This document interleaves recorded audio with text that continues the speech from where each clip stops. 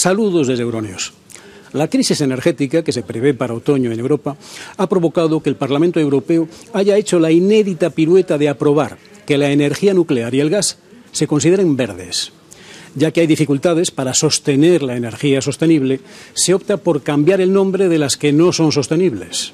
Una mayoría parlamentaria que no excluye que países como España, Austria, Luxemburgo o Dinamarca se opongan, pero que resulta cómoda para Francia y Alemania.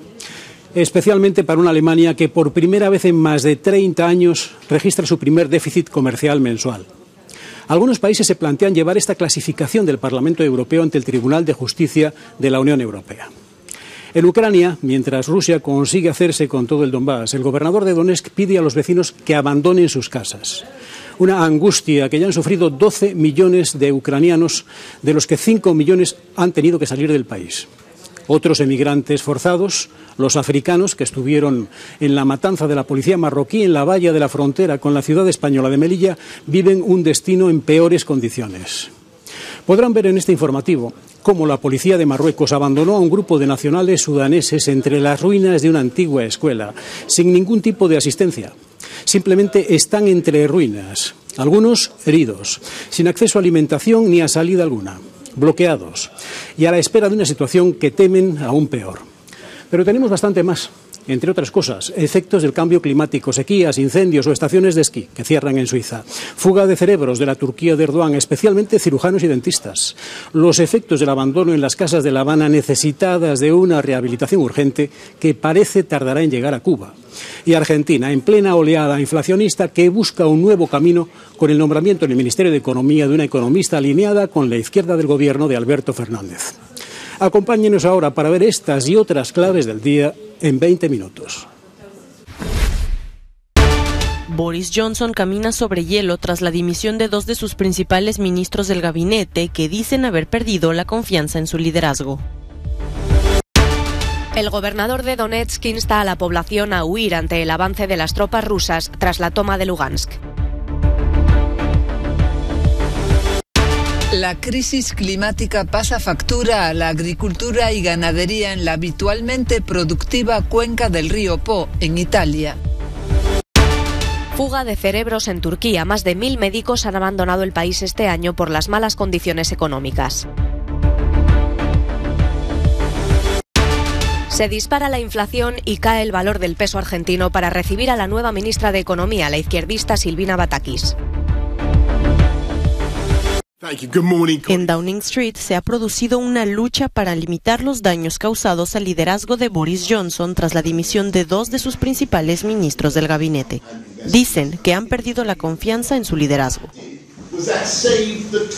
Tanto el ex canciller Rishi Sunak como el exsecretario de Sanidad Sajid Javid presentaron su dimisión en medio de las cambiantes explicaciones de Johnson sobre su gestión de un escándalo de mala conducta sexual. Fue a través de Twitter que Sunak dijo: los ciudadanos esperan, con razón, que el gobierno se conduzca de forma adecuada, competente y seria. Reconozco que este puede ser mi último cargo ministerial, pero creo que vale la pena luchar por estos estándares. Johnson se ha visto obligado a dar marcha atrás en sus declaraciones anteriores sobre el nombramiento para un puesto clave del partido de un colega que ahora está envuelto en acusaciones de conducta sexual inapropiada. Es solo el último escándalo que golpea a Johnson, que el mes pasado sobrevivió por poco a una moción de censura provocada por historias igualmente cambiantes sobre la ruptura de partidos. El exsecretario de Educación Nadhim Zahawi ocupa ahora el lugar de Sunak como jefe de tesorería y la mayor parte del gabinete se mantiene fiel. Pero el drama del día está siendo visto por los críticos como el principio del fin de Johnson.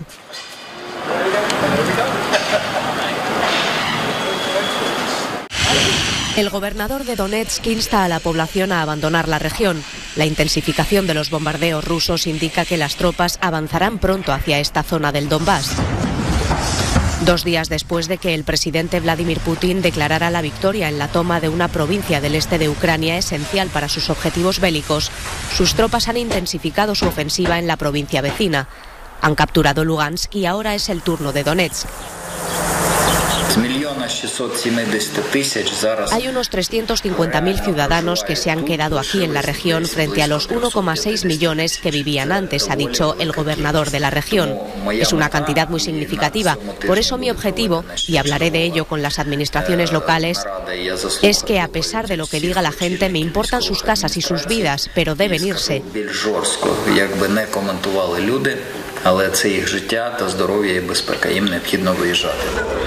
Al menos 12 millones de personas han huido de sus hogares desde la invasión rusa de Ucrania, según Naciones Unidas. Más de 5 millones se han ido a los países vecinos, mientras que 7 millones de personas siguen desplazadas dentro de la propia Ucrania. Aunque miles de personas han regresado a sus hogares, especialmente a ciudades como Kiev, con los planes militares de Putin todavía inciertos, es probable que el éxodo continúe. En Irlanda, diputados independientes han hecho un llamado para limitar el número de refugiados de Ucrania. Fuertes debates se han generado en el Parlamento irlandés debido a la escasez de viviendas. Todo esto lo que significa es que la capacidad de Irlanda para proporcionar incluso el mínimo de alojamiento de emergencia y refugio a sus propios ciudadanos y a los que realmente huyen de la guerra está siendo gravemente socavada, expresó Nolan, diputada independiente, a lo que el ministro de Vivienda replicó. Este gobierno ha sido muy claro, sobre todo en la respuesta hacia nuestros amigos de Ucrania, en que aceptaremos a los ciudadanos ucranianos que huyen de una guerra brutal que se les ha impuesto y que no vamos a poner límites en ese sentido.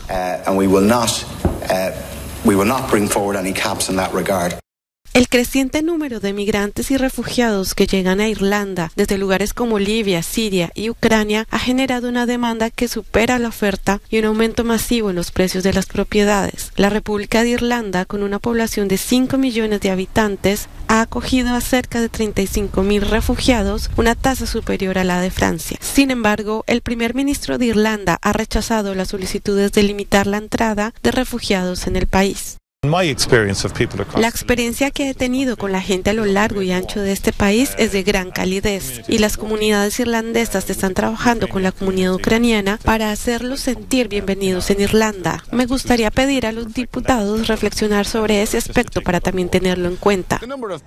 El número de personas que llegan desde Ucrania ha ejercido presión en el alojamiento, especialmente en el este del país. El primer ministro irlandés ha dejado muy claro que mientras la guerra continúe en Ucrania y su pueblo busca refugio, Irlanda seguirá siendo una tierra de acogida.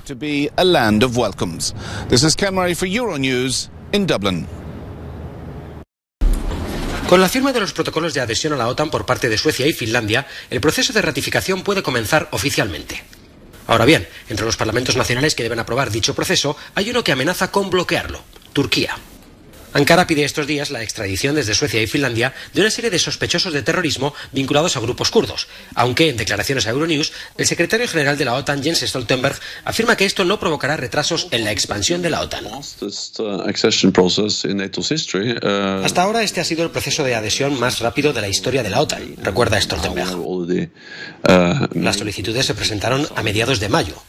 Y hoy ya hemos tomado una decisión política y firmado los protocolos de adhesión. El siguiente paso será la ratificación en 30 parlamentos diferentes de 30 países aliados. Soy muy prudente a la hora de predecir o prometer algo antes de los parlamentos.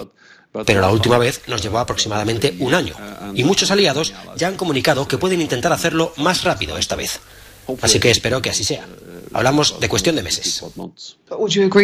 Pero ¿está de acuerdo en que el presidente turco es un poco imprevisible y que podría intentar chantajear a la alianza en el futuro? El mensaje principal es que se trata de un documento que proporciona una buena plataforma para que Turquía, Finlandia y Suecia trabajen aún más estrechamente en la lucha contra el terrorismo. Es un objetivo común en el que todos coinciden en la necesidad de luchar contra el terrorismo en todas sus formas y manifestaciones. Y me alegro de que quieran trabajar más estrechamente en hacer exactamente eso. Y observando más atentamente, por supuesto, están el Kremlin y el presidente ruso. Pronto tendrá una frontera de 1.300 kilómetros con la OTAN. Las tensiones podrían aumentar. ¿Están preparados para ello? Nuestra defensa colectiva dice que un ataque contra un aliado desencadenaría la respuesta de toda la alianza. Uno para todos, todos para uno. Y eso es exactamente por lo que hemos de reforzar nuestra presencia en la parte oriental de la alianza, ante la brutal invasión de Ucrania, con más de 40.000 soldados bajo nuestro mando directo. Y esto no es para provocar un conflicto, sino para prevenir el conflicto, para preservar la paz. Finlandia y Suecia pronto serán parte de esto.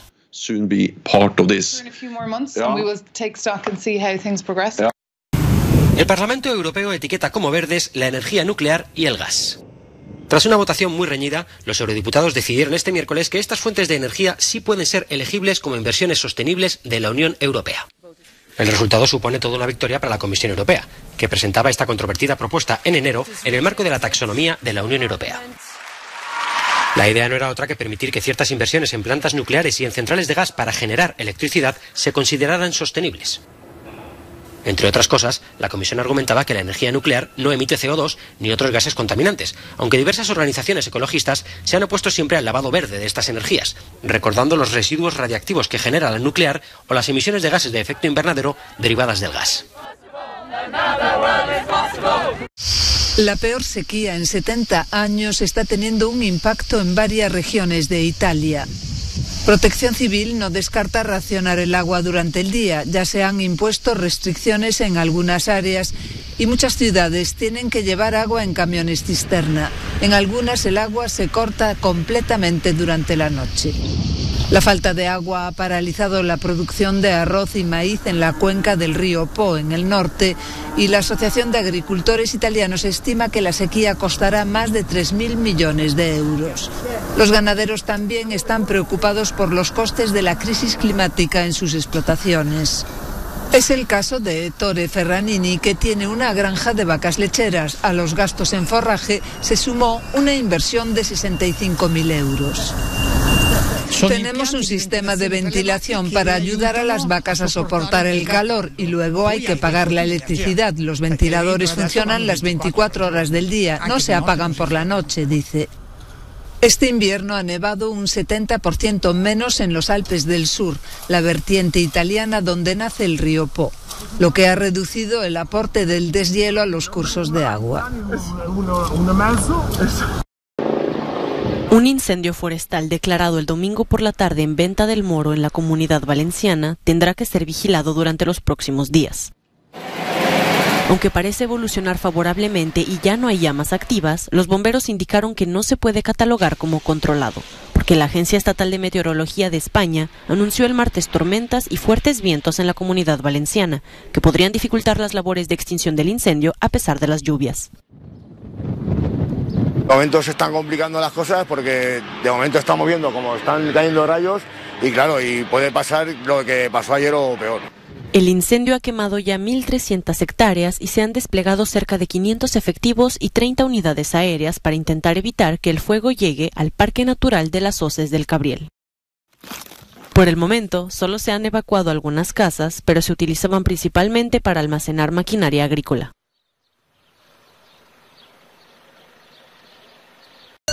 Suiza enfrenta desde hace varios años el cierre de pequeñas zonas de esquí debido en gran parte al impacto del cambio climático, que ha producido que en algunos puntos montañosos se haya reducido la cantidad de nieve que los recubre. Desde el 2010, las instalaciones de la antes bulliciosa zona de deportes de invierno llamada Super Saint-Bernard están todavía en pie, pero en ruinas. Es triste, es muy triste porque ya no tenemos esta herramienta de trabajo. Tristeza también cuando veo el resultado, cuando veo cómo está de destrozado. Esta situación trae consigo graves problemas económicos. La ley suiza obliga a los propietarios de los complejos turísticos a pagar el costo del desmantelamiento de las instalaciones abandonadas. Pero la situación es más complicada cuando los resorts se declaran en bancarrota, como ha ocurrido en Super Saint-Bernard. El abandono de este tipo de instalaciones es muy pesado. Esto representa varios millones de inversiones para un municipio como el nuestro, comenta el alcalde. Se necesitarán hasta 2 millones de francos suizos para desmantelar la estación y descontaminar un área que se extiende hasta una altitud de 2.800 metros. Las estaciones de esquí intentan responder al cambio climático, diversificando sus actividades, especialmente las estaciones de menor altitud que están en mayor riesgo de cierre. El tifón Aere fue degradado a ciclón extratropical la madrugada del martes después de tocar tierra en la región de Kyushu, en el suroeste de Japón, lo que provocó lluvias torrenciales. El sistema extratropical de baja presión se está moviendo lentamente hacia el este, dirigiéndose hacia la parte occidental y central del país. La Agencia Meteorológica de Japón pide a la población que se mantenga alerta ante posibles deslizamientos de tierra y crecidas de los ríos. Japón afronta una ola de calor con las temperaturas históricas más altas registradas a finales de junio. Cerca de 15.000 personas fueron atendidas en hospitales en la última semana por golpes de calor y agotamiento. En las afueras de la ciudad marroquí de Casablanca, en esta escuela abandonada y cubierta de basura, es donde viven algunos de los migrantes que intentaron saltar la valla de Melilla el 24 de junio. La policía los llevó en autobuses desde Nador hasta aquí para alejarlos de la frontera. Ahora estos sudaneses vagan entre la miseria. Lo que pasó en la valla entre España y Marruecos fue brutal. Nos golpearon a todos, a los vivos y a los muertos. En las aulas se ven jóvenes tumbados en el suelo. Muchos son menores. Algunos están enfermos, otros tienen vendas en las piernas o en los brazos. Además de estar heridos, muchos están en estado de shock. Hay migrantes que vieron a sus amigos o familiares morir. Estuvimos bajo el sol durante más de 8 horas. Vino un médico, pero no pudo encontrar el pulso. Mi amigo estaba muerto. Este ha sido el primer salto a la valla fronteriza desde que España y Marruecos retomaron sus relaciones diplomáticas, tras casi un año de tensión entre los dos países. El órgano de las Naciones Unidas encargado de velar por el cumplimiento de la Convención Internacional sobre los Derechos de los Trabajadores Migrantes afirmó en un comunicado que la tragedia de Melilla se podría haber evitado si las políticas de fronteras tuvieran en cuenta de manera exhaustiva los derechos humanos.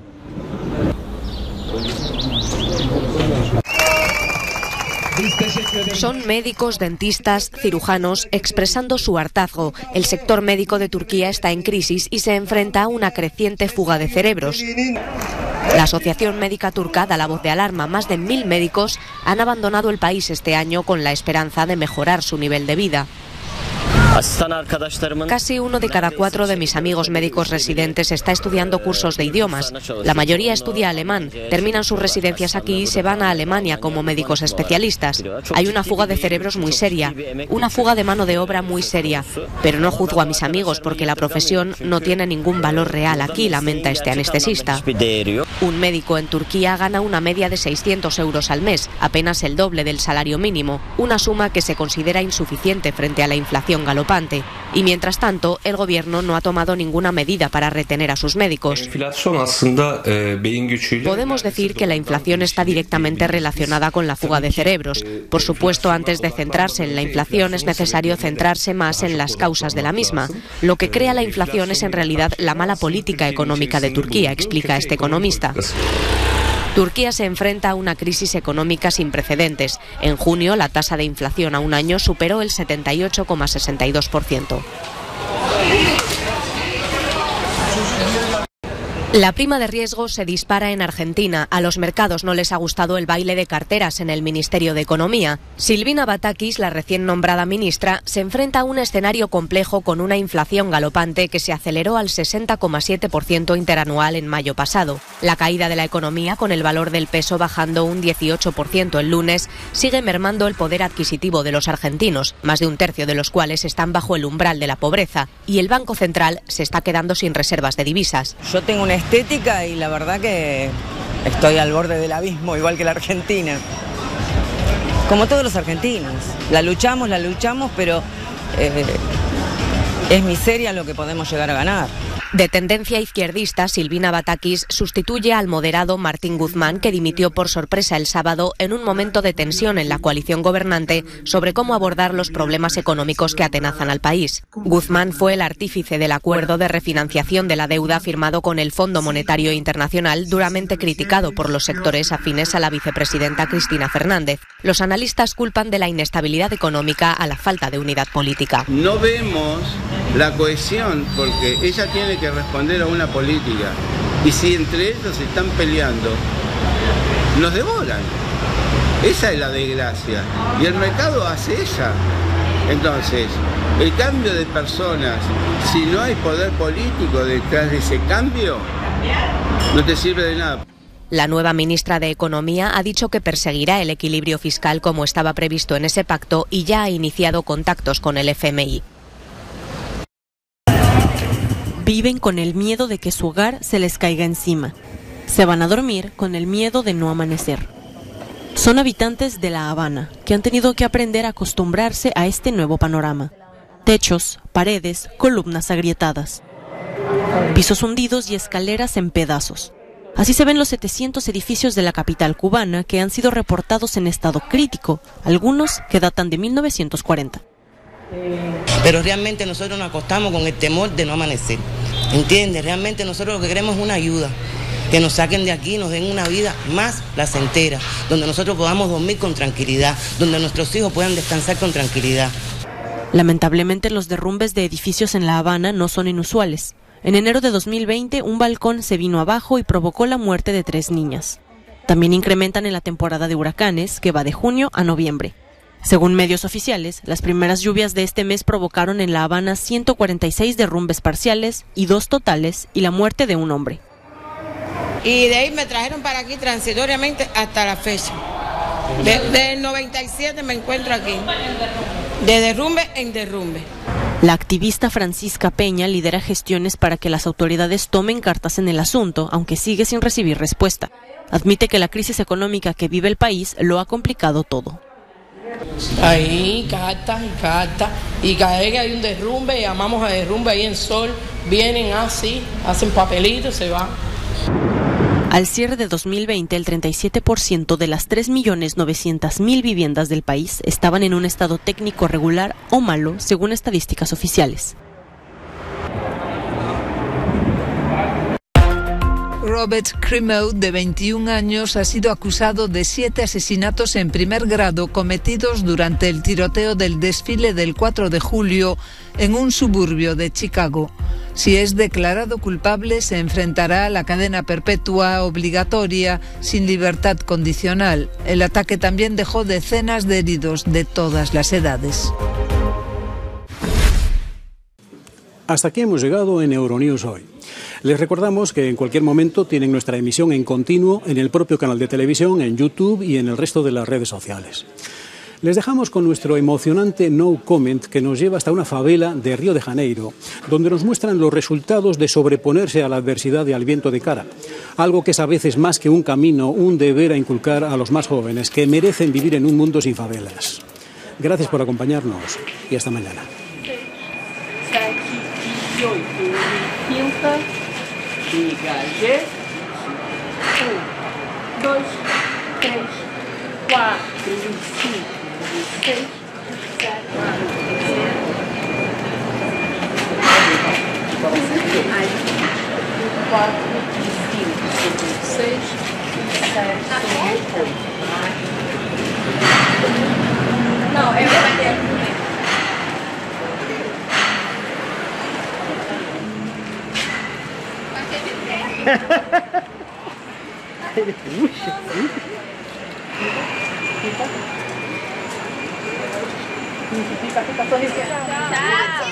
Dá um abraço, mãe.